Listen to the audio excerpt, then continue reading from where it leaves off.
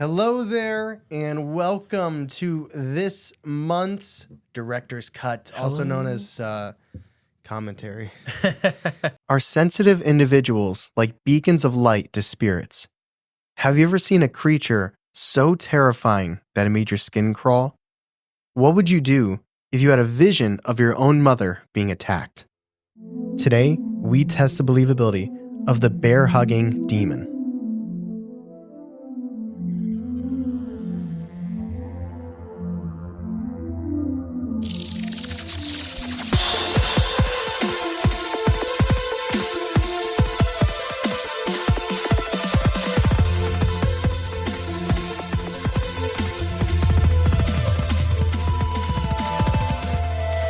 Welcome to Believing the Bizarre, where we dive into the unknown and the unusual and tell you whether or not we find it believable. That is right. Happy Tuesday. I hope everyone's week is going well. I want a little UFO, or not, I want a little WWE announcer with that. I didn't mean to. Welcome to Believing the Bizarre. This podcast is scheduled for one fall. This is actually, it's a listener submission. Yeah. And I was going to ask you that. This is a listener, right? It's a listener. Sometimes we will add like a shorter listener to the front of an episode. I did that this time. I probably didn't have to. Okay. I probably didn't have to, but that just means more content for you guys. Hey, so that's not bad. Why would you be disappointed? But actually, hey, speaking of extra content, do you want to shout out our newest patron? Thank you so much, Sarah, for joining our Patreon. We appreciate you. And also, this is top of mind because I went and mailed a couple today. We are getting in the home stretch of our not tier, not dear pin. I love this pin. Maybe my favorite pin so far. It is, well, there's only two options. But yes. If you join the not tier on Patreon, you automatically will be shipped one of our not tier, not dear pins. It will change. We've already seen the new design for next year. It's pretty sweet. It looks pretty cool. But it gets retired. It's like once January 1st hits, this 2024 not dear pin will be gone. It's got 1 year of working. Imagine if that was your career. Like you worked for 1 year and then you get to retire. That's it. And they're shipped with love. I literally brought 3 to the mailbox today. I've seen him kiss them as he sends them out. So they are no shipped tongue. with Well, love. but we got some great stories for you today. We got 2 listener submissions. I love them so much. I always loved listener submissions. They hit different. They do. They're a little more personal. And let's get into it. So this first listener submission comes to us from Yasmin in Texas. Yep, 2011 and 2020, 2021. Wait, hold on. 2011 and 2020 and 2021? Yeah. What happens in between there? Well, it's nothing. Otherwise, there'd be stories about it. I guess that's true. The encounters take place in 2011, 2020, and 2021. Okay. Did she say... she lives her life in the rest of the part. She's watching the Cowboys have great regular seasons and then just fizzle out in the playoffs. What happened in that decade? I don't remember it, honestly. What I just said. What happened? What part of Texas? Do we know? Rural Texas. Which I just assume anywhere besides Dallas, Austin, Houston, or San Antonio. I think that's a fair bet. I'm kind of joking. I see you, Fort Worth. But you've been there. You've been in Texas. I have been. Texas has been some of the coolest night skies I've ever seen in my life. Like I was driving. My GPS got me off the highway, and it's like, all right, instead of being on the highway for the next 70 miles, you're just gonna be on this 2-lane road. Yeah. For 70 miles. Parallel to the highway, I believe. And I'm like, so okay. weird. But I was like, it was like 3 a.m. and I had my head out the window and I was just looking at the night sky because it was so sweet. I know you're there late, but like when you went into Texas, did they stop and give you a 10-gallon hat? And when you left, they like took it away? Oh, when I stayed at the hotel, they did. Okay. Good, yeah. Good. Smelled like manure and they gave me a 10-gallon hat. That was on the way to New Mexico. So in 2011, Yasmin was at her grandmother's house with her brother and her cousins, and they were putting together a trampoline. Took them a while to set it up. Probably came with some bonk-ass IKEA instructions. Said, you're darn tootin', we gotta put this together. So you can all get hopping. And by the time they finished, the sun was starting to set. So they decided to lay on the trampoline, kind of bask in the success of putting this thing together. And here's a quote from Yasmin. Suddenly, my brother got up, and you could see the color drain from his face. My cousin and I looked, and we saw a massive triangle in the sky with 3 lights in each corner, and it was moving slowly around the field we had in the back of our house. We ran quickly inside and went in the kitchen where there was a small back window. We saw it going in circles, and then it went around the water tower close to our house. Then it started circling faster and disappeared. From then on, we started to believe that what we saw was a UFO. Unquote. Wow. That's pretty interesting. There's multiple witnesses. Multiple witnesses. Now, could it have been a drone? Maybe. 2011? There were drones in 2011, I think. They're okay. Not as common as, today. Not publicly. They're like military drones, I think. Military droning. There's military stuff in Texas. I believe there is. I believe there is, too. There is. If I had to guess. So Yasmin's next strange encounter occurred the same year. She was going to sleep in her pitch black room, which is good for sleep. She laid in her bed, which was against the wall and away from her window. And her dog began to growl at the corner of her room. Due to Yasmin being completely unable to see anything in there, and also knowing that none of her family had entered the room, the growling started to disturb her, and the hairs on her neck began to stand up. So Yasmin turned in her bed to face the wall, trying her best to just kind of ignore the growling, not really think about it, and push off these feelings. So she just shut her eyes and hoped that it would go away. And within a few minutes, she did get her wish. Her dog went quiet. So then she just waited a few moments, and thankfully the growling didn't come back. So she let out a sigh of relief, only for a moment later to feel goosebumps cover her entire body. Suddenly, she felt as if someone lied down next to her on the bed. She could literally feel the mattress cave in, and it wasn't her dog. Needless to say, she didn't sleep much that night, and she refused to sleep alone for the rest of the year. That is awfully passive reaction to growling, to just kind of ignoring it. Well, yes, but I think that's, like from us looking at it. I guess what else could you do? But yeah, I think it's one of those things where it's just in the moment. It's just like, it's the growling. If I just don't interact with it, if I just pretend it's not there, it'll go away. But then, like my instinct would be that my dog was laying next to me. Yeah. Could you imagine you're laying down, you're facing away from the room, you're looking at the wall, and you feel this like impression behind you. And you go to reach to like pet your dog's stomach, and there's just nothing there. Or it's a man's stomach. Oh, God. Or a woman's, I guess. Or a person's stomach. A person's. Yeah, that'd be terrible. But and then you turn around, then there's nothing there. I'm just building scenarios. She had the physical reaction to it being unsettling too. It's like one of those things where it's not necessarily what you hear or see, but her body felt that something was wrong there. And it's crazy that she just moved on. Yeah, no, it's right? It's just like, what happened the rest of that night? you just hold your breath until you pass out. Yeah. And just wake in the morning. Just play the knockout game with yourself. So here's another encounter of Yasmin's in her own words. In 2020, I was 21 years old, and multiple things had happened that year. And at that point, I was thinking maybe I was just going crazy. I was renting out my own place with my boyfriend at the time. My boyfriend and I were drinking, but not to the point of getting drunk. He needed to use the restroom, and I had this fun idea that while he was in there, I would hide and then scare him when he started looking for me. So I decided to hide under the mattress. I'd wait there, and then when he got nearby, I would jump out and scare him. However, once I was under the mattress, something else happened. I felt a push on the bed, like a forceful push, where I couldn't even breathe. And then it stopped. I looked and I thought maybe it was just my boyfriend, but there was no one there. Immediately, I ran over and knocked on the door to the restroom, and he was in there, and he said he'd be right back out. I was freaking out, and I told him what happened, and he said that he was cursed because his dad's sister was apparently a witch and put a curse on her boyfriend's mom's side of the family. I feel like that's something you disclose before you move in together. Right? It is. So, like, I'm a little cursed. So, like, do you still want to sign to this lease? Well, actually, I have a question for you. I'm not suggesting that these two do it. I'm not. And there's another story. Okay. I'm jumping ahead because you brought it up. I wrote it in my notes, but I'll get to it now because it's relevant. I feel like when you have a couple that's like 99% compatible, but then they have that one area of division, whether it's like how you handle finances, religion, lifestyle, like city versus farming, you could be 99% compatible, but if that one thing doesn't align, you might split up. Mm-hmm. Imagine breaking up with someone that you love and are compatible with because they're cursed as fuck. That'd be hard. That'd be a really hard one.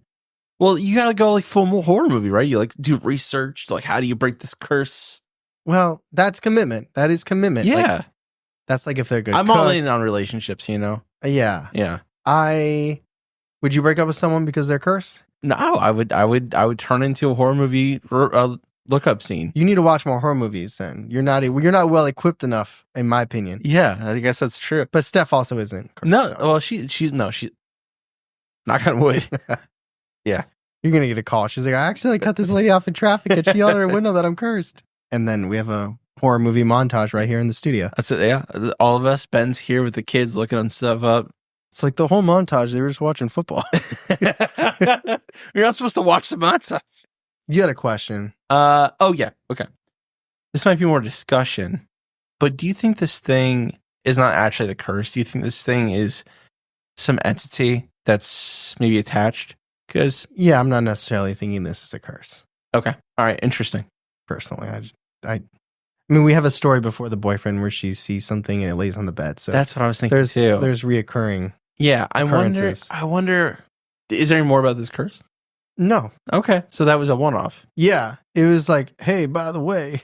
So this thing's like whispering her name, doing things to her. But he's like, it's about me though.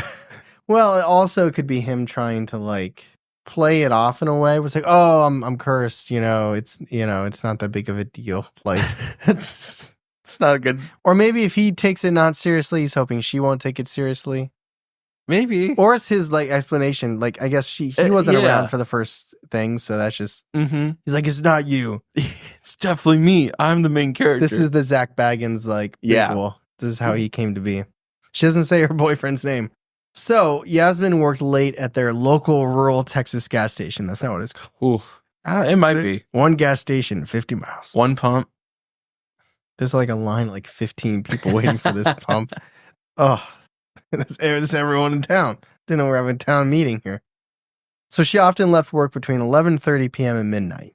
She was taking a windy road back to her house when she noticed in her rearview mirror that as she was passing these streetlights, almost every single one seemed to go off and then turn back on after she passed them.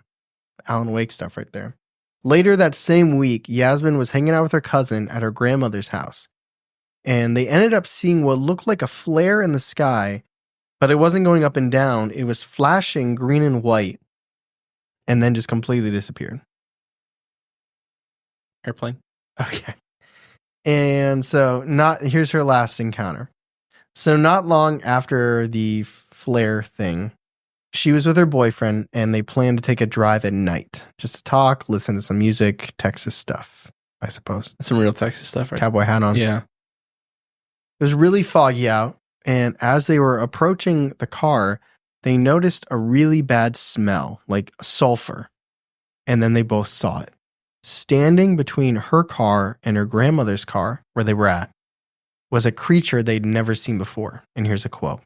We were looking at this creature, and it was tall and slender, with hair all around it, but using 2 legs to stand.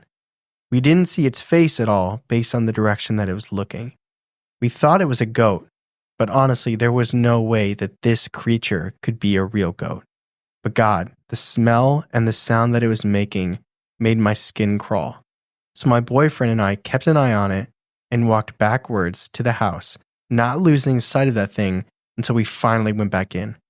I started to cry because I'll never forget that smell or sound, and this day will haunt me forever. Keep an eye on it. It's such a smart move. Well, I was going to say it's a phrase that doesn't elicit the kind of fear it should. Keep an eye on it. Yeah, I'm just like keep an eye on it. Don't fear that you look away and you look back and it's yes, our eyes were locked on it. I think this is very important with spiders. If you have a spider in your room, and I mean that's already scary, but if you're like, oh, I need to find something to, either catch it or kill it, depending on where you are. You turn around, you find something, you turn back, and it is gone. Yeah. Because that spider knows. But that's a very scary entity that she described. More cryptid-like, right? Although sulfur, but still. I mean, goat-like though. I was thinking not deer for a second. But it doesn't really fit. No, we all know it fits. I don't think people would see not deer and think goat. No, they wouldn't. Also, we don't don't know if we believe not dear to be real. I don't know. I'm not sure. So you're not, are you thinking cryptid or are you thinking like spirit? No, I think this is probably, well, it depends where you fall on skinwalkers. Do you think this is any relation to the other stories of Yasmin's? No. Dude, could you imagine having hauntings and seeing a cryptid? I was going to say, she's got the trifecta here. She's got aliens. She's got spirits. She's got cryptids. I know. It's like this couldn't exist in one of like our anthology or like our collection episodes. Like, yeah, no, she's living a Stranger Things. She's living a supernatural kind of life. Yeah. You got Sam and Dean coming up in a minute here. Yeah, that is a lot. I mean, for the average person who probably doesn't experience much at all, that is quite a bit. But let me tell you, our main event story, there is a lot going on there as well.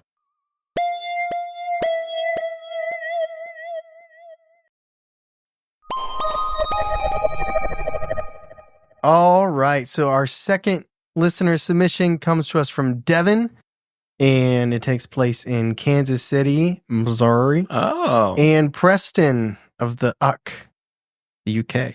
Wait, it's two people? No. One person, two places. Well, I thought Preston was a travel. name. You can Preston was a name. Oh, that's fair. That's fair. Preston, UK. I was like, Devin and Preston are related? It's cool. And by like the third act, they like their stories. I see. They come together. Yeah, it makes sense. Actually, it's kind of like that one movie. Oh, God, what the hell is that movie? Dunkirk. Where they come together at the end. The war movie? Yeah. This is Stories not like come that. together at the end. I'm sure Kansas City and Preston are very similar. Sister cities, I'm sure. Yeah. Patrick Mahomes probably owns Preston as well. Probably does. So some background on Devin. She is an eclectic pagan. Oh. Which she says in her words that she's basically, it's a fancy way of saying she's a witch that dabbles in a lot of different stuff, a lot of different beliefs. Cool. Not the kind that would have cursed Yasmin's boyfriend, though. I'm assuming. She believes that all religions and spiritualities hold some level of truth, but she doesn't fully subscribe to any in particular. That's nice. It's nice ideology. It's like that bumper sticker that says coexist. God damn.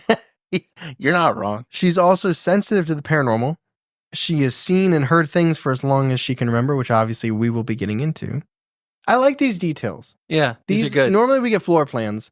I like getting to know a background on the person a little bit. I do too. Keep that in mind, everybody. Give us a little about yourself. Yeah, you don't need to give us a whole notice. That was like 3 sentences, you know? Like we don't need your whole backstory. But I mean, we go into like, we travel with you and we're holding your hand through your most traumatic, terrifying moments. I don't even know your favorite color. Yeah. You know what I mean? Yeah. I feel like we're holding up the paper, being like the teacher's holding up the paper, like this is how you do it. Yeah, like tell us a couple things. Like who'd you vote for? Like don't tell us that. So anyway, let's get to her encounters. Devin's first encounter that she can recall took place when she was 5 or 6 years old. As many kids do or claim, she had an imaginary friend that she called Cinderella. Oh. Now, this imaginary friend never told Devin her name.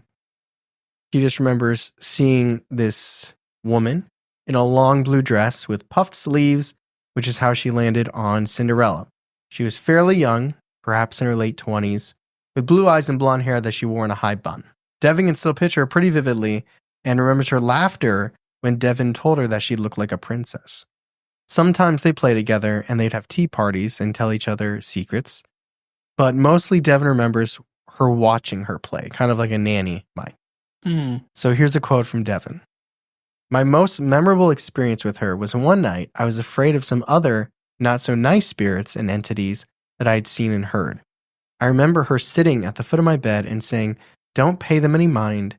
When they bother you, tell them to shoo." She didn't normally speak. Usually she would just nod or smile or shake her head. But I can still clearly remember these words, and they've really comforted me when I was young. They also helped me immensely as I grew up and encountered more spooky things throughout my life. She stayed with me for several years, and then it was as if she just left. I have seen her every now and then later in life, though. She came back in my family my early teenage years, and then again when I started college. I learned that her name was not Cinderella, though, of course. But I do believe that her name starts with a C.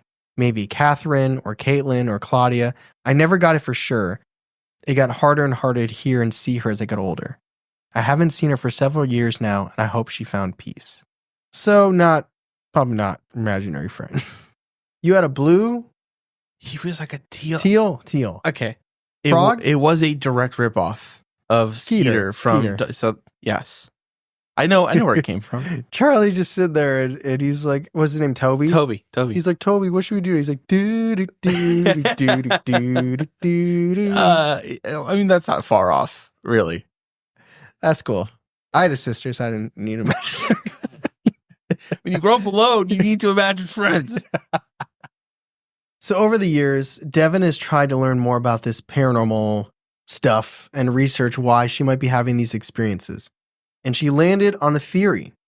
She thinks that individuals who are sensitive to the paranormal act like a beacon to the dead and other entities. And here's a quote from her. I think of it like this. Imagine you're dead and stuck on this plane of existence for whatever reason. No one can hear you or see you, which obviously is lonely, frustrating. Then you find someone that can hear you and can see you. You would naturally gravitate towards that person. As I've tried to develop and hone this gift or this talent or whatever you want to call it, I've started to sense this ability in other people. I call it being bright.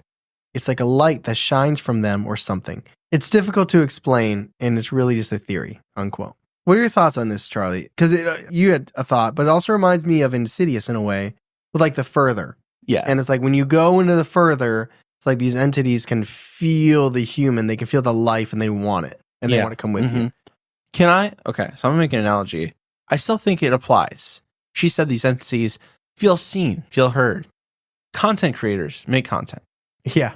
And people on social media sometimes flock to people that make specific content because it makes them feel seen and heard. Oh, yeah. That's how so many people blow up on social media. Hub's life. You guys know what I'm talking about when I say Hub's life? I don't, but I know what you mean. It's like this, he's been 29 for like 10 years, but he just films his daily life. And I mean, now he's like sponsorship, bro. Yeah. Like, it used to be like waking up, making breakfast, going to your 9 to 5, coming home, but now it's like, I'm making coffee out of this thing that you can buy with the link in my profile. And I'm driving the car that was sent to me by Chevy. It's like, now it's all that. But he makes people feel seen. This is my life. Yeah. I get it. Well, so many content creators show like extravagant, this is Tuesday. I'm climbing the Alps and then I'm snorkeling. And he's just like, I went to my 9 to 5. Or even people like from like other like backgrounds, obviously backgrounds, like, people of like African-American origins or like people of Latino cultures as well. Like, those things get highlighted on social media and people are seen and they feel recognized that way.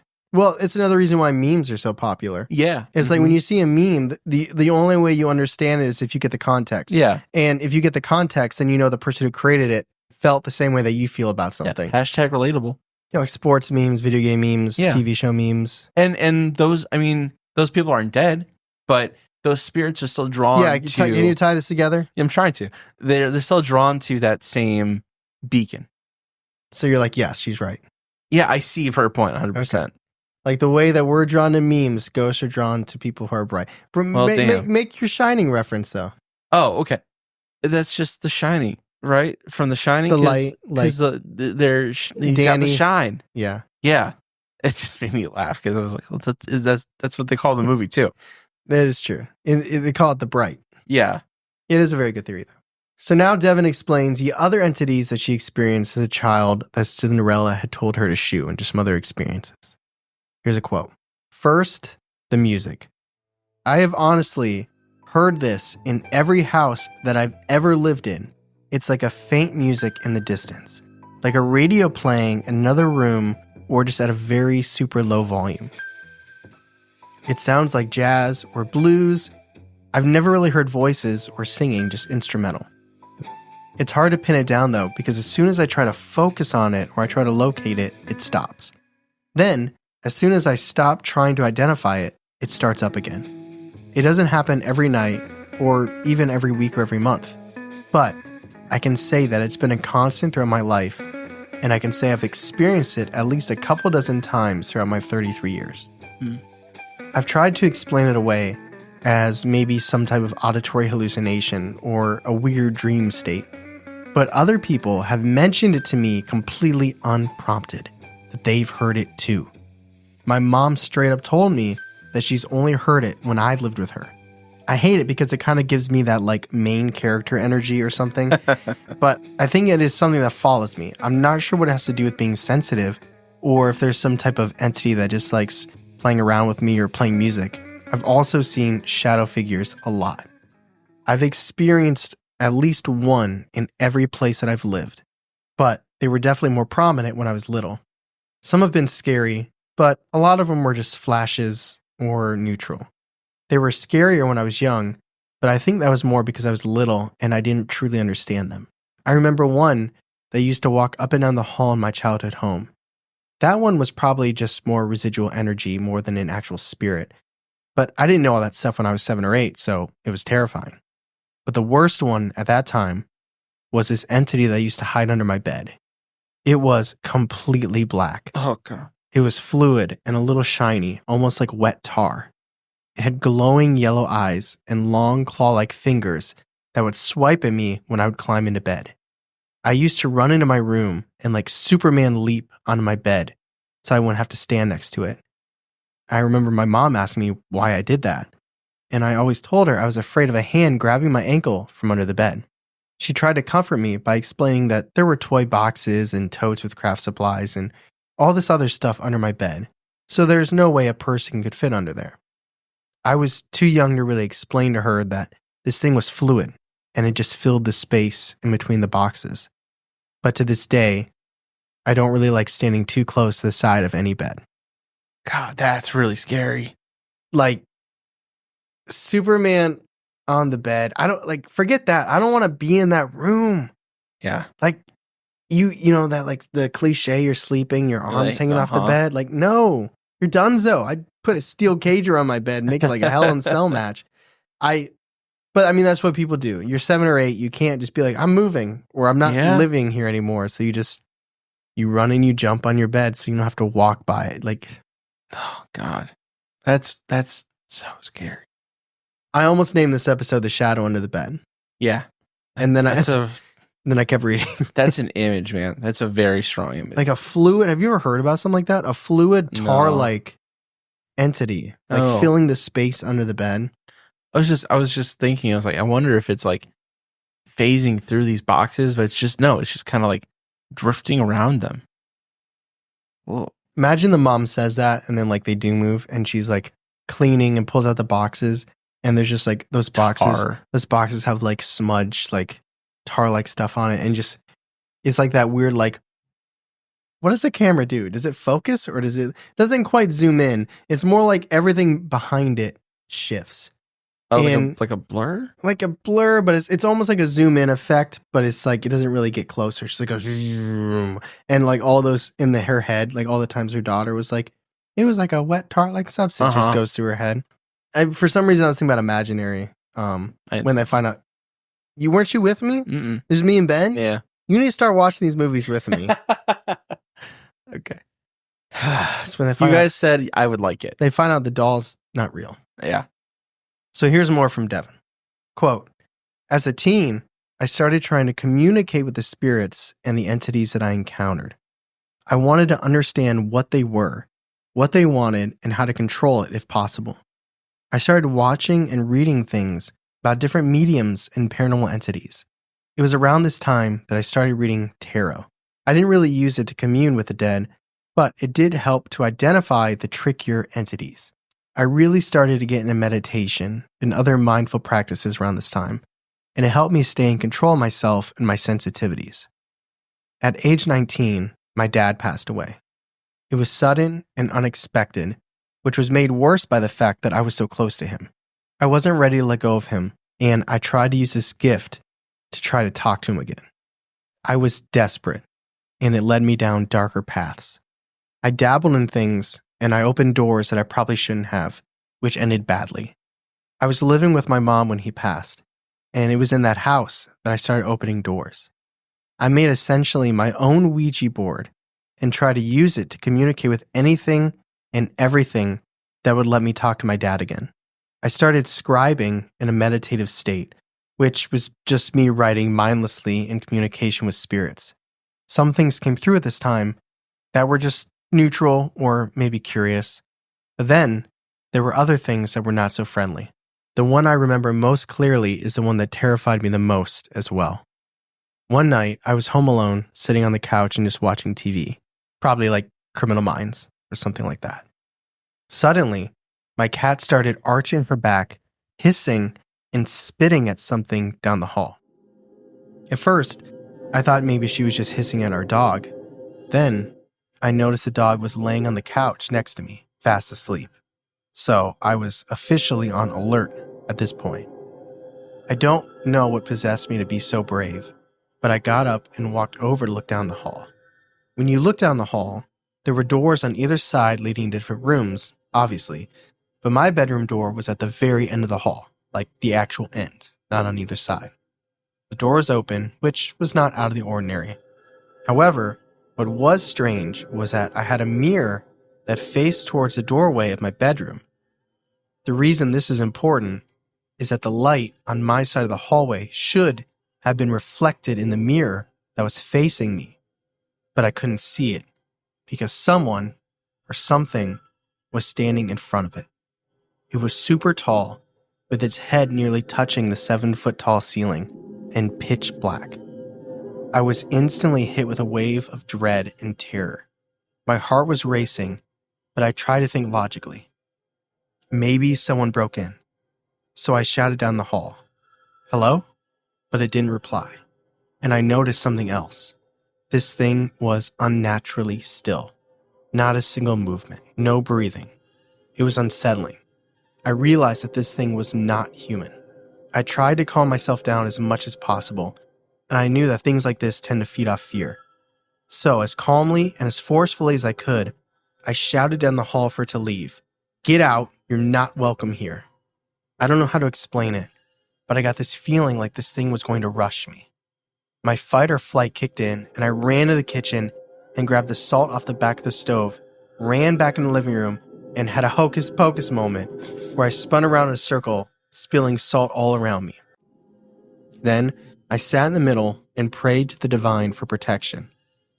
After a few minutes, the cat calmed down and came to lay next to me, and I worked up the courage to look back down the hall. I could see the reflection of the light in the mirror at the end of the hall, thankfully. It was gone. At least, it was at that moment. But I think the entity stayed around until I moved out of that house. At night, I would hear the squeaking of floorboards outside my bedroom door, like someone or something was standing there. But anytime I was brave enough to open the door and check, there was no one there. I was working nights, and I'd come home around 4:30 in the morning. The house was a split level with a walkout basement, so I would come in through the garage doors and come up the stairs instead of the front door. Nearly every night when I would come home, I'd hear heavy footsteps running down the hall above me, and it sounded like it stopped right at the top of the stairs. But there was never anyone there, or even any evidence that anyone was awake. The house was dark, everyone was in bed, and even the animals were snoozing away. So Charlie, sometimes I think that it would be cool to be a little more sensitive, to be able to have more experiences. Obviously, for the sake of the podcast, it probably would be better. I was just thinking that too. But then I hear stuff like this, and I'm like, maybe it's better. I'm good. Yeah. I'm all right. But wouldn't it be cool if we were at the Trans-Allegheny Asylum and we were able to see entities? Wouldn't that be kind of neat? I mean, I'd be like, all right, guide, thank you. I'll take over from here. It would be cool in ways. I mean, if you were a psychic. This would be a different podcast. I totally understand why psychics do that as their job. I mean, how dope is that? You know what I mean? If I had any feeling like I could do that, or I was really sensitive and could see spirits, it'd be like if I was just naturally a very good singer and I play guitar and I do open mics 5 nights a week. You know what I mean? Yeah. It's if I had that innate ability in certain ways like that, I would definitely do it. But I have a question for you. Sure, yeah. So imagine this thing is in this house that we just heard about. Yeah. Which is still not the namesake of the episode. Yeah. But imagine this thing is in the house. Imagine someone who's not sensitive is also in there. Do you think that they would feel anxious or angry or grumpy and not be able to attribute to anything? Or feel the negative presence but just not see it so they don't know why they're feeling that way? Or do you think that they would just go about their day and nothing? And it's just like only sensitive people could experience that? No, I don't think that. I don't think they'd feel nothing. I think there's got to be some kind of presence, pressure, something. I'm sure it's not a good vibe in the house. But like she didn't notice it until she looked because it was the cat. Yeah. Like she didn't feel it until she walked over and saw it. Yeah. And then she walked over and then she felt it too. Right. But I just wonder if someone else, like if I was sitting next to my cat and it started, like I'd be curious. I'd be like, well, why are you hissing? But like, I wonder if that would be the end of it, you know? Like I wonder if I'd just be like, that's weird. I wonder if you didn't get up and look. Yeah, exactly. It's I don't know. I feel like it would, no matter, eventually it would spread. You know, it made me get more powerful because maybe she did that thing with the salt. Maybe that was enough to like dispel it for a little bit. Yeah. What if it would just build up and ramp up if no one was there keeping it in check? Yeah. I don't know. I find it fascinating because if there's a UFO or an alien and two people see it, they have the same shared experience. Yeah. And if there's a cryptid, you know, like if there's a Bigfoot and two people see it, they have the same experience. But imagine two people living in a haunted house. One person's very sensitive, one person's not. Yeah. I feel like it can be two completely different experiences based on the way that we kind of think of sensitive individuals versus everyone else. Mm-hmm. It could be. In theory, it could be. Because I think it could be like you feel it and you don't know how to attribute what you're feeling versus if you know, like there's a spirit in here. Mm-hmm. Or you just live and you don't feel you're numb, you know, in a good way numb. But I feel like everyone's got a little bit of sensitivity.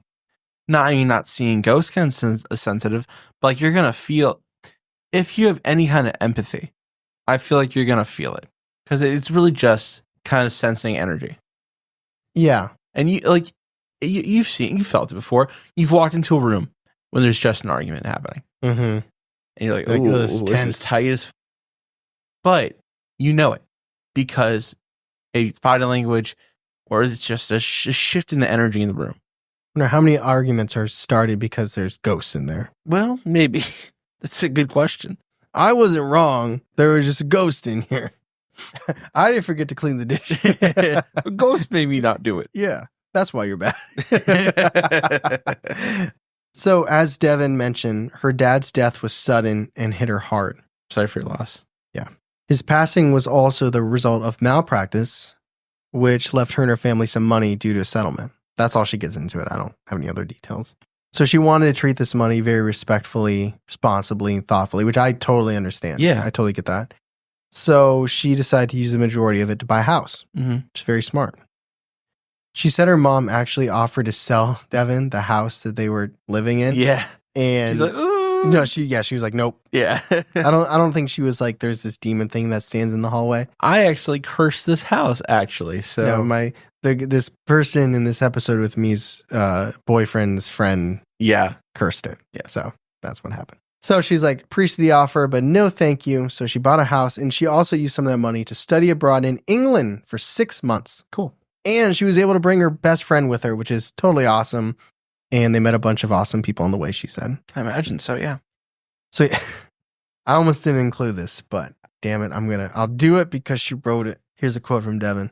There were a lot of little experiences in England, but nothing too terribly scary. Tyler might want to plug his ears for this part. I think I came into contact with something I would consider fae. You know why, though? Because they're over there. They're strong there. Yeah, whatever. I don't really know how to describe them without sounding insane. But here it goes. They look like little goop monsters. Ooh. They were 3 feet tall, black and sludgy, with white orb-like eyes. They weren't really negative or positive. They were mostly neutral. I felt like they fed on depressive emotions and tended to clog up basement areas in cold, damp places. I had a basement dorm room, so I had to clear them out. Leaving out honey and candies seemed to do the trick. I wasn't really sure what they were at the time, but I found a book in a metaphysical shop years later called the Encyclopedia of Fairies, and there was an illustration of them. I literally couldn't believe it. It even said they fed on depression and liked damp spaces like basements. Talk about validation. Wow, that's actually really crazy. Now, I have to say, up until this point, this was a fairly believable story. I still Devin. think it is. I'm not saying that it's going to cost you on the believability scale, but Isn't that cool though? Like she found a book that matched it. that's horror movie stuff right there. That's perfect. She said it. There's no better word for that than validation. Yeah. It's like you think you see this, you're not sure, and then you find a book. It's like the meme thing. Yeah. It's like someone else experienced enough of what I just experienced to literally write about it and put in this encyclopedia. Yeah. I feel like you're going to go Amazon this book later. I mean, I might look it up. The Encyclopedia of Fairies. Oh, I did want to say too, before we get too far, I don't want to forget about this. You know who else says that people with sensitivity are like beacons? Liz Sauer from Ghost in the Burbs. Okay. She says that when she's writing her stories, they're like beacons. They try to find people that are sensitive. I think if you believe, it makes sense to me. It doesn't feel like it's... It does make sense to me as well. All right, so back to Devin. Quote, when I got back to the States, I really dove into my spiritual journey and embraced my medium work. I started doing walkthroughs of different homes and locations, trying to help homeowners and business owners deal with different spirits and entities in their space. This is pretty sweet. Talk about like making it into like a side hustle job. Yeah. You know what I mean, like it's like I was saying with the music, I would do that. I know I would. You would do it if you had the ability. How cool would that be? You walk in a room and you're like, I know what's going on here. Yeah. I mean, it's like kind of power, like respect. It's just like 50 a demon, 25 a normal spirit, $10 a cleaning. 50 a demon, it's not bad. No, that's Ohio prices right there. Yeah. It's Ohio livable wages. It's an Ohio demon. It's just corn. It's just black corn. So, back to Devin. I had some weird and downright creepy encounters, but nothing was as bad as the thing in my younger brother's old house. My brother was a minor when we got the settlement money from my dad's case, so my mom helped my brother buy a house of his own with his portion. As a minor? Yeah. Setting him up. It's a good investment. He was still pretty young, about 17 or so. So my mom and stepdad moved in with him to assist with the utilities and things. They just bought a house. They're like, yeah, it's your house. Yeah. Well. And they just, and then when he turned 18, they just kept living there. It's this weird thing where he was paying the mortgage and they just were living there. Yeah. I'll help his credit. The house was really cool. Huge, super old, with a large porch wrapped around the front of the house. It was built in 1890, had original hardwood floors and stained glass windows. But this place also made me super uncomfortable. Ooh. I couldn't be inside for longer than a few hours without feeling incredibly nauseous. Bad sign. I always felt like I was being watched, and not in a neutral way, but a threatening way. The worst room by far was my mother's room. My mom was always pretty religious and really tried to ignore spirits and other entities, which was pretty tough with me as a daughter. But whatever was in this house bothered her enough that she asked me to walk through it just to try to get a sense of what might be in there. It was tricky. It kept trying to show me that it was just small and timid and unassuming, but I was able to see it clearly. It was dark. The closest thing that I could compare it to is a demon. It showed me a terrifying vision of my mom laying in bed with this thing behind her, squeezing her, trying to consume her. It wanted her to think that she was crazy too. It tended to only do things when she was alone, so my brother and my stepdad wouldn't believe her. It would move things just enough to make her doubt where she put them. It would stand over her or just in her periphery to make her notice and then disappear when she turned. It liked it and it fed on the chaos. I also saw it going into the bedroom directly under her room and trying to get the person in that room to give in to temptations. That was my brother's room. I had seen enough. I went outside to talk to my mom about what I found, and I told her it wasn't good. But I wanted to know what it was that scared her enough to ask me to take a look. Like I said, she would usually just ignore this stuff, so it was a little out of character when she asked me to look around. What she told me made my stomach drop and my blood run cold. She said every night, before my stepdad would come to bed, she would feel something climb into bed with her and squeeze her from behind. She said it would squeeze so tight that she could barely breathe, and she couldn't move or speak, and it wouldn't stop until my stepdad came to bed. I heard enough.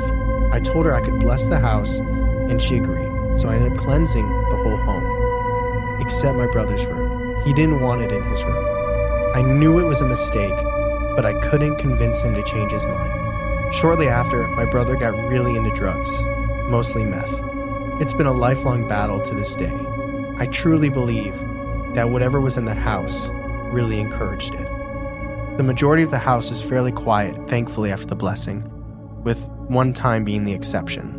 Shortly after completing the blessing, it was like this thing had one last surge of power in my mom's bedroom. While visiting her, I went to use her room's bathroom. As I was finishing up and buttoning my pants back, I felt that thing grab me by the upper arms and shake me. It screamed in my face to get out. I don't know how, but I held my own, and I said, "No, you get out." And I didn't see it again. So all of that are Devon's encounters. Wow. Whew. It's a lot going on there. And we're going to talk about more of it in the discussion.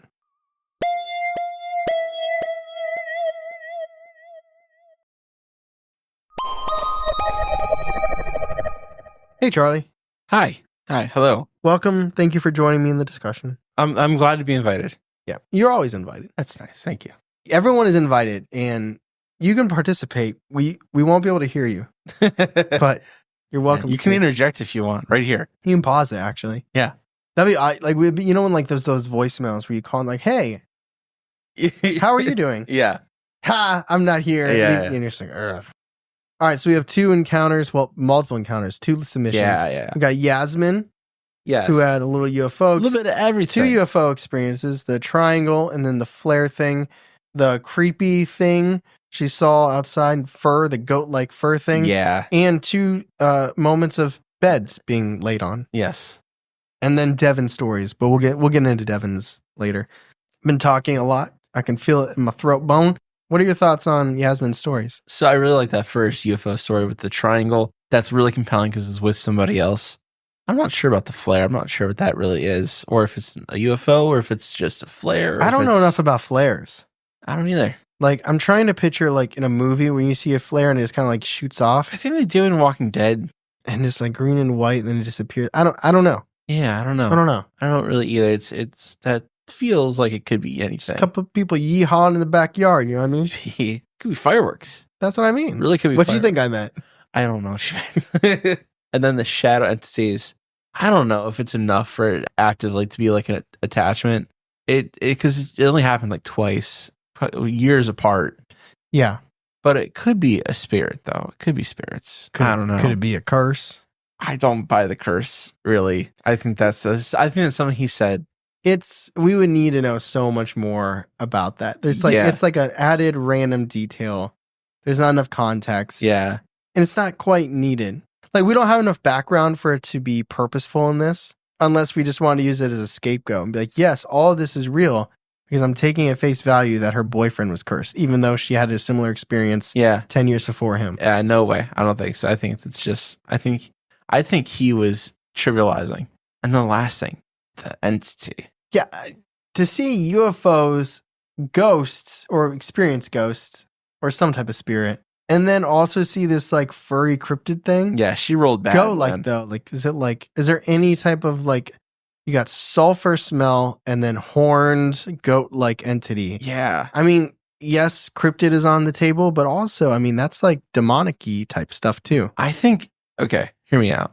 It's a skinwalker with a ram skin. Because, I mean, it sounds broken like a skinwalker. It's that got that doom. It's dread reading from it. It smells. I don't know. What do you think of that? I can't remember. What is Ram's tagline? I was going to say Bill Ford, but that's not. What is Ram's? So, isn't like a ram? No. Be like a ram. I don't know. It has something.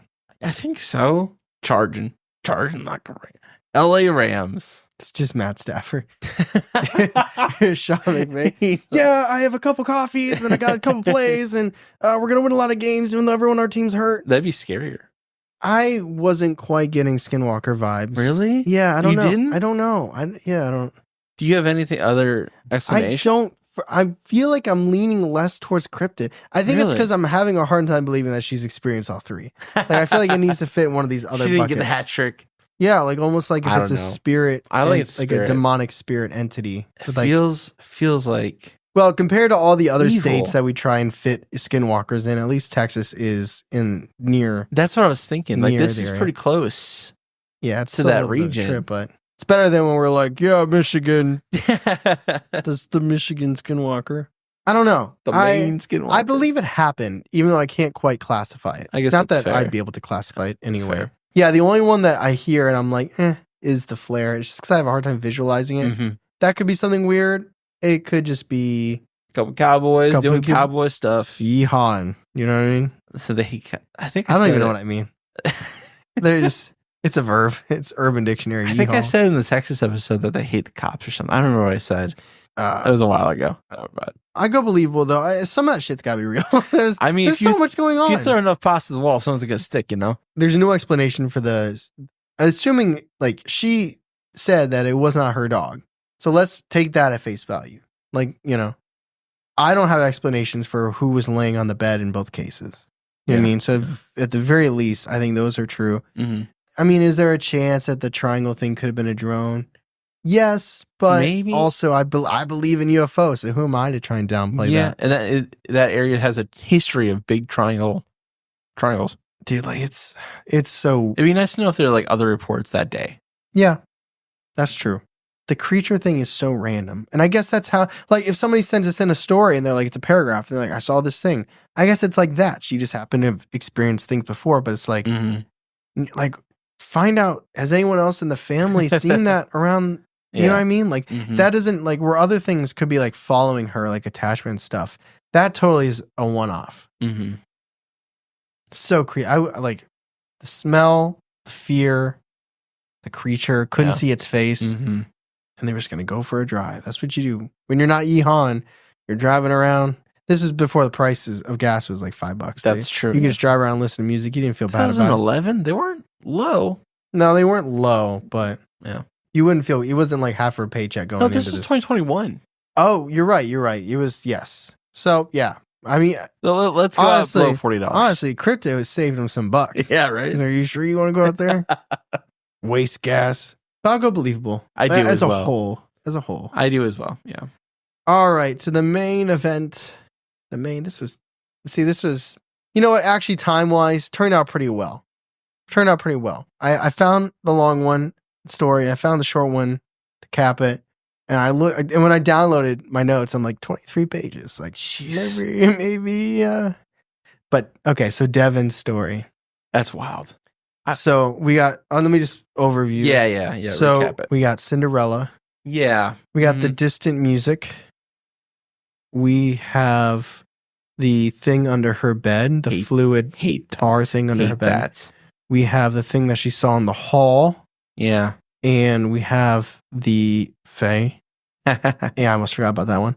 And then we have this demonic, bear-hugging, squeezing entity that was attacking her mom and her brother. Tough. Oh, that's tough. So, do you want to ask about the music? I've been thinking about that. Yeah, let's hear about it. This is something like, not to interrupt, everything we've heard so far is kind of face value. Yeah. In this story, it's like shadow figure, Fae, Encyclopedia Fae. Mm-hmm. Her theory on the beacon, like being a beacon. I feel like that's if you believe in ghosts in like spiritual planes, I feel like that's not hard to buy into. Yeah, I feel like we've kind of Yeah. Hey, Liz Sauer says it. It's got to be true. The music, though. To get back to what you're saying, that is the one that I like. If anyone's going to comment on this episode with their own ideas of what's going on, very curious about the music. Me too. I am too. So what is your question? Or what are your thoughts? I guess my question is it the same song? Yeah. It's the same She says it's bluesy instrumental. It doesn't change. It's jazzy, bluesy instrumental. Yep. No singing. Distant. As soon as she focuses on it, it's gone. Yeah. Which, I mean, there's some things like that where it's like, if you let your eyes kind of like not focus and you like, you know what I mean? Then you like focus on something, it changes. Or like they say with stars. Yeah. Like if you don't look directly at a star, it's actually brighter. And then you look at it and it changes. So it's like that, it's like. Yeah. Mm-hmm. It's just so strange, but I don't think that's menacing. She doesn't say it is. No. I'm just adding my own context. I don't think it is a menacing kind of thing. It's just, I wonder if that's hear me out. I wonder if that's like almost either like a family spirit or like even like an angelic spirit. Do you think it's an entity making the music, or do you think she's tuning in to a sound or like something from like a different dimension? And by dimension, I don't mean like Mothman and like Bigfoot. I mean like a spiritual plane. I feel like it would change if it was almost like tuning in on accident, you know? It's like Beetlejuice, like when they're waiting and he's got all the numbers.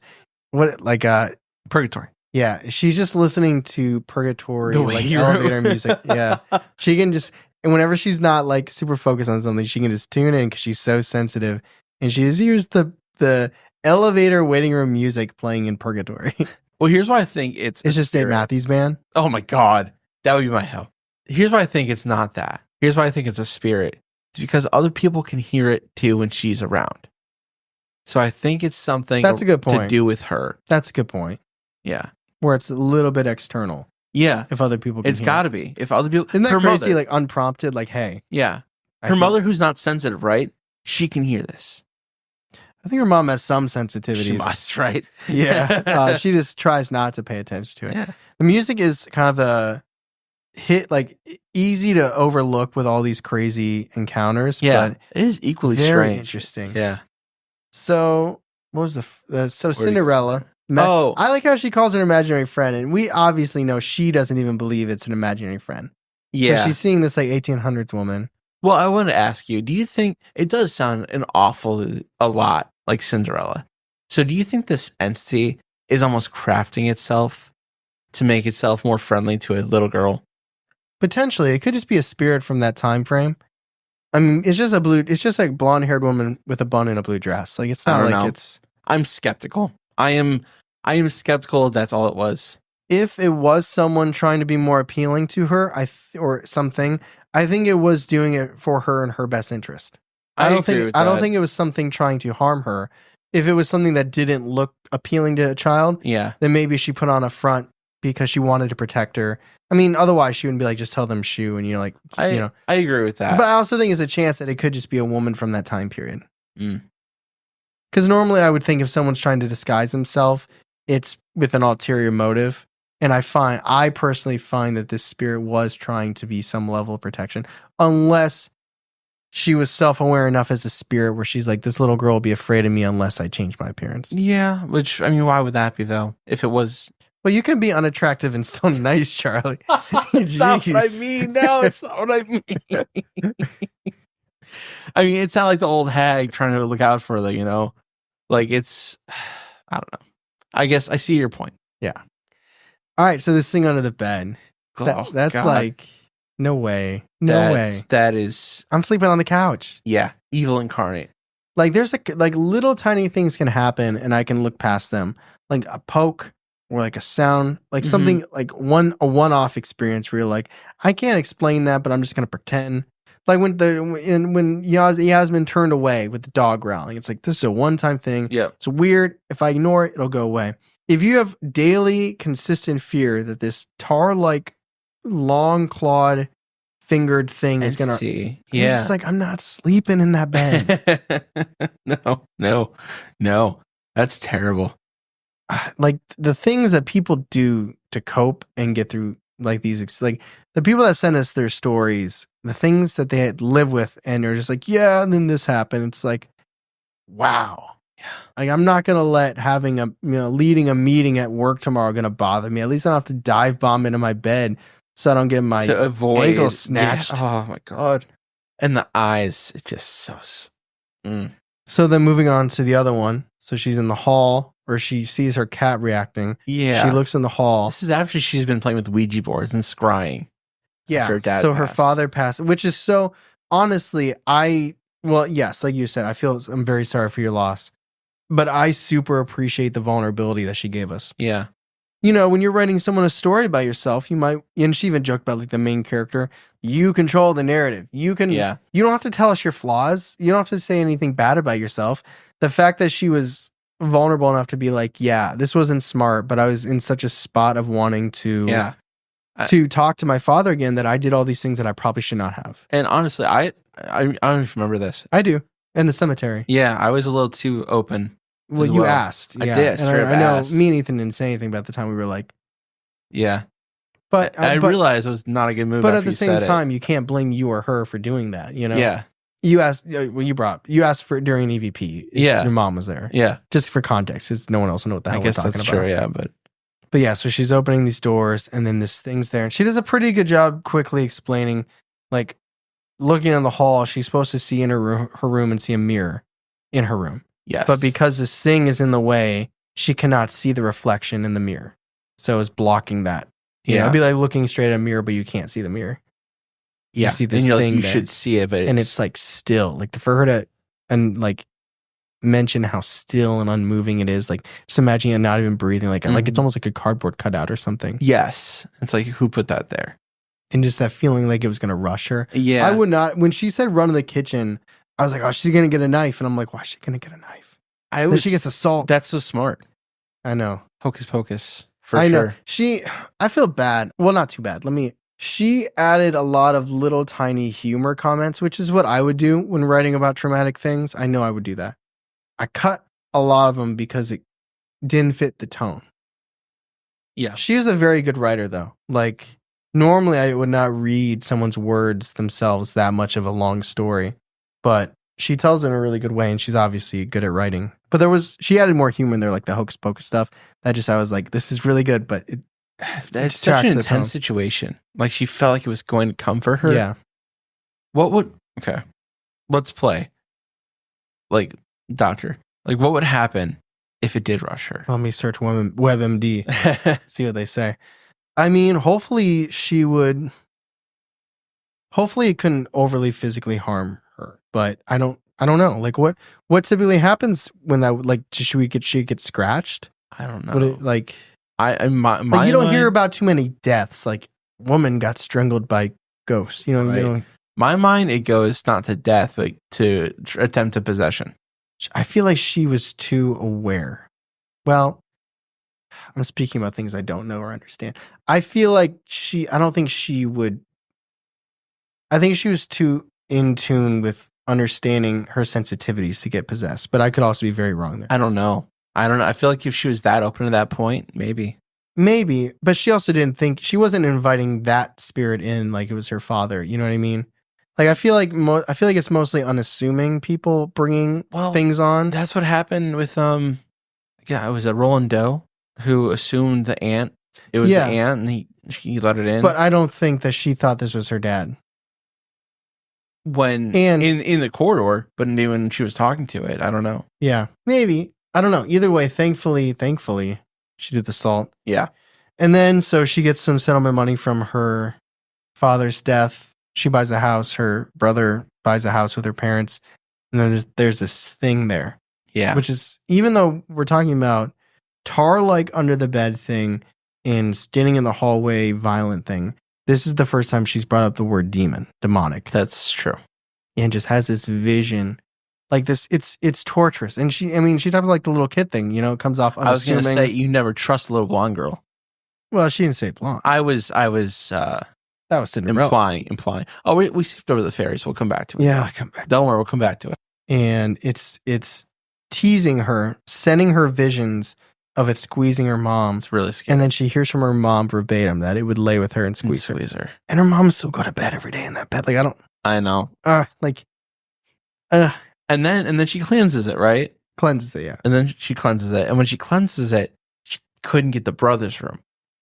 And then I think it focuses there. 100%. Because that's where it is. 100%. That's where it can be. And then you start seeing, kind of like what we were talking about earlier, where it's like, how does it affect people who aren't sensitive? Yeah. And he kind of goes down that path. And maybe, who knows what would have happened to him regardless. Right. But, I mean, she seems, based on what she wrote, she seems to believe that it affected him. Yeah. And then he starts, getting addicted to drugs and who knows what else. Yeah. And then that last scene with this entity in the bathroom where it tries to intimidate her to leave. That's so scary. She said, nah, fam. Yeah. No, she's a very strong person. Yeah. I mean, I think maybe that's why I'm biased, why I think she wouldn't get possessed. But I also don't know the power of these things. I think you have to be at that point. Like she's also been like kind of like training, like Jedi training a little bit. 10 years, I know. Yeah. 20 years, because she's in her 30s now, I think. Yeah, no, it's crazy. And she went to England. So then she leaves reality, goes to Preston. Yeah. And she sees these little things, and they're little like goopies. Goopies. I wish I could see that. Do an episode on the goopies. I have to find out what kind of fairy they are. The goopy. The goopy. And then she does the thing that you do for them. You leave them out honey. You leave them out sweets. Yeah. She was like, it's like an exterminator. Like, I need to clear out my basement. So I got some honey, got some sweets, couple apples. And then she figured it out. And then she gets validated, ultimately. That's the best, dude. Like, I'm so happy for her in that moment. Like, because it's not like, I saw this bird fly. It had an orange tummy and black wings. I wonder what that is. And you're like, oh, that's what I saw. It was an Oriole or whatever, color those birds are. Uh-huh. You know what I mean? This is like so far-fetched. You know what I mean? Because it's even different than like, think of it as a fairy. I saw like a creature and I didn't know what it was. And I read a story on Reddit. I'm like, oh, that's kind of like what I saw. But she like figured out it was fae, saw I was feeding on depression. Yeah. And like started giving all these details that she was feeling and discovering.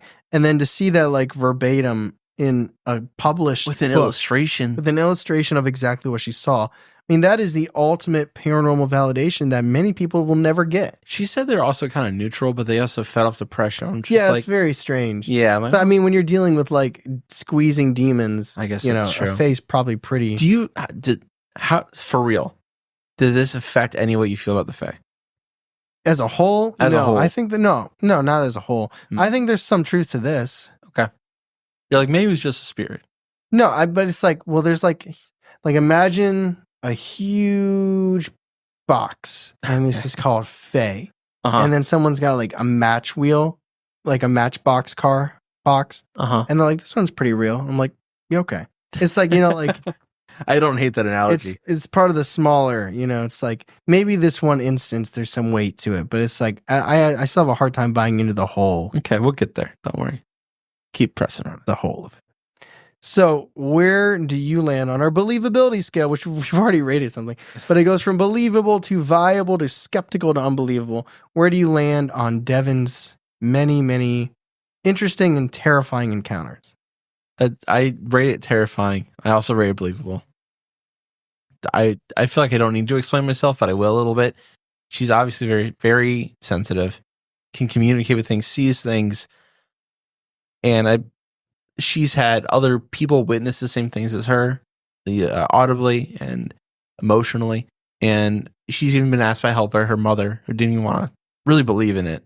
Yeah. So I go believable. I was believing until that face stuff, so I'm gonna have to go skeptical. I'm just kidding. I'm not going skeptical.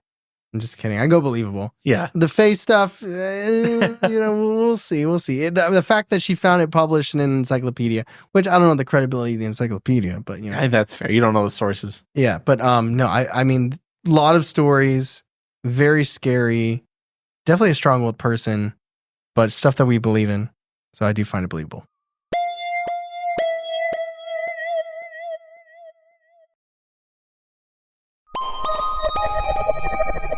So that is our episode on the bear hugging demon. See where that, I see where it came from. That's originally. Actually, it's actually very scary. Yeah, I know. You're right. Once you know the story, I mean, if you bear hugging demon, that sounds silly. But then you think about it, that's actually pretty creepy. And then you hear the story, and you're like, oh, yeah. Yeah, originally it was called The Shadow Under the Bed, which is kind of cool too. Also still pretty scary. Not too bad. But thank you everybody so much for listening. Thank you, Yasmin and Devin, for sending us in your stories. They're always fun. We always will have a special place in our hearts for the listener submissions. Two reasons for me. One, they're more personal. They're just like, they give you that first person encounter Reddit experience of someone, someone's personal story that isn't on Wikipedia that 50 other podcasts have. And two, I like them because I appreciate that you guys took the time to write them down and send them to us. Yeah. I mean, we don't take that for granted. We're very grateful for it. And like we make jokes and things like that, but at the same time, we are very honored that you send us your stories. And while keeping entertainment at the forefront of our minds, we always try to be the most tactful, because the last thing we want is anyone sending us an email or message and be like, hey, you completely butchered, butchered my story, So, and if you want to submit your own story, please go to believingthebizarre.com and submit your experience. And then there's a whole box there. It's a little small, so we recommend you actually write it out somewhere else so you can get as much detail in. Don't forget your little introduction, because that's important. 3 sentences about you. Yeah. What's your favorite food? You don't have to, of course, but if you want to, we appreciate it. And if you are enjoying the podcast and you're listening on Apple, you can leave a 5-star review and a one-time rating comment like, oh man, that's great, or love the podcast. If you're listening on Spotify, you can comment on every single episode. We read them all. We have to publish them. And let's highlight a couple from our last episode, which was the Day of the Dead. This is from our friend Parker. Oh, God. He said, great episode, guys. I didn't know anything about the holiday before listening, and you made me interested in learning more. That's really nice. I'm glad Parker got interested. Brewer said, pop is an Ohio thing, brothers. I'm from Ohio and live in Texas now, and I get the side eye if I don't call everything Coke. It's funny. Brewer, I wonder watch out for these places that we talked about today. These big old triangle UFOs and stuff like that. And Daniel said, awesome show. For me, given that the other celebration of the dead coming back happened virtually on the same day and are from completely unrelated cultures, I do believe there's something special between the daytime of the year that makes it the veil between the worlds thinner. I buy that too. I buy that too. Maybe. But yeah, you can comment on Spotify. We love seeing them. Because like when you leave a review on Apple, it's kind of like the negative ones will typically be about a particular episode, but the positive ones, which we still appreciate, like don't take this the wrong way, but they're like, the podcast is fun. Overall, we like but like on Spotify, it's like it's like directly pointed to like that episode and those moments, and it's fun to. We could look back, 2 years from now on an episode, and it'll be it'll bring us back moments and jokes and thoughts and theories from that exact episode, which will be really cool. We should do something like that sometime. We should randomly go to an old episode and read old comments. Yeah, it's kind of fun. Some of them we will not understand. I guarantee it. Even last week, somebody commented and it said like the cherries, like laughing, and I'm like, oh, I know. I'm like, what was that? Oh, and then it took me back to the cranberries. If we looked back in a year and a half, we'd be like, I have no idea. Thank you guys so much for listening. We appreciate you. As always, I'm Tyler. And I'm Charlie. And catch us next week on Believing the Bizarre. The podcast is bizarre as you are.